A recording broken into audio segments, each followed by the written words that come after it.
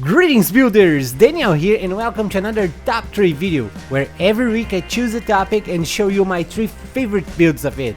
In today's team is for those who like to destroy big bosses in less than a second. I'm talking about the boss killer builds, and if you wanna try any of those you can find links for POBs and complete guides in the video description.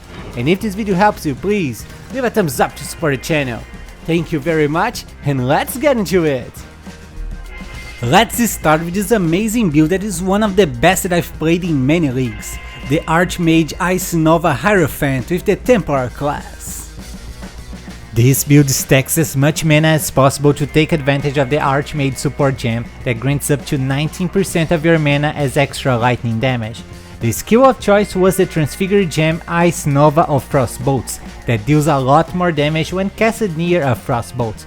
And to make things smoother, we're using the Kitava's helmet to automatically cast the Frostbolts for us. To visit the pros of this build, I would start with its boss damage. All of those overlapping Ice Novas on countless Frostbolts cause bosses to die like simple monsters. The clear speed is awesome as well. With the help of Frostblink of Wintry Blast, we can zoom through maps very fast while casting Ice Novas in all directions. It's just amazing. Now, to visit the cons, I'll start saying that this build isn't cheap. It needs a few divine orbs to work properly. Another issue is that you must have extra mana in all pieces of equipment, and that might make the gearing process a little harder. Now, talking about the budget, as mentioned before, this build isn't cheap. You need to invest at least 10 divine orbs to make it work. Don't forget that on PoEbuilds.net you can find a list with all the equipment that you need to buy for this build, with direct links for examples being sold by other players. You only need 2 mandatory unique items for this build. The first and most important is the Kitava's helmet that triggers socketed gems when you use at least 100 mana in one cast. This makes the Frostbolts needed to be casted automatically for a lot smoother clear speed. Next, we also need the Anathema ring that causes our curse limit to be the same as our maximum power charges, in this case 4. For clear speed, I'll give this build 10 out of 10. We're just super fast and our Ice Novas are all over the place the whole time. You won't even have the chance to see the enemies before they get obliterated. The boss damage is also amazing and deserves 10 out of 10. It's just so many overlapping Ice Novas being casted on countless Frostbolts that the bosses won't even have the chance to survive over than 2 seconds. For this survivability, I'll give it 9 out of 10. It not only have a big pool of life and energy shield, but also 50% of the damage is taken from mana before life. And as you know, we have a lot of mana on this build. We also hit enemies so many times per second that the instant leash causes your life to be full almost 100% of the time.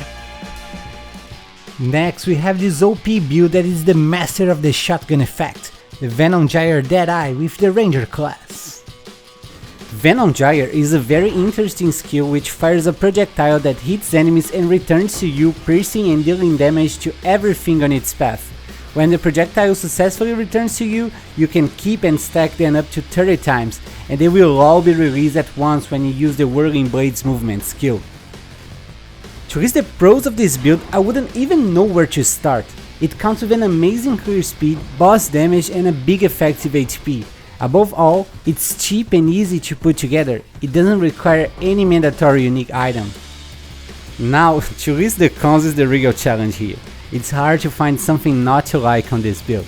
However, I would say that as most builds, this one is also vulnerable to chaos damage, unless of course you invest on chaos resistance gear. As for budget, this build is cheap. You can get it destroying early endgame maps with only around 90 chaos. To comfortably advance to yellow maps, you need to invest around 120 chaos, and for easily completing your atlas, I recommend investing around 4 divines. For clear speed, I'll give this build 10 out of 10. The Venom Gyre projectile already has an expansive nature for the amount of time it stays dealing damage on screen. Now, with a Deadeye that grants a lot of speed and many buffs to projectiles, the result is what you're seeing on this tier 16 gameplay. The boss damage is also a 10 out of 10. You can use Vol Venom Gyre to instantly have 50 stacked projectiles and delete bosses with an amazing shotgun effect using Whirling Blades on them. It's just unreal and I can't believe it wasn't nerfed again. For this survivability, I'll give it 9 out of 10. This build counts with over 80,000 effective HP because of high armor, high evasion, spell suppression and block chance. Finally, we have the strongest Val skill for bosses, the Val Ice Shot Deadeye with the Ranger class. Ice Shot is an awesome archer skill that freezes the whole screen of enemies, granting many explosions. Just as I did with the Lightning Arrow and the Tornado Shot build, the complete guide of this one will also count with 2 versions of this build, a budget and a complete one. Each has its own PoE and passive tree, so you can start this build even on a low budget and upgrade it later. To list the pros of this build, I would start with how strong Val Ice Shot is. When you use it on bosses, you won't even need your ballistas to obliterate them in less than a second.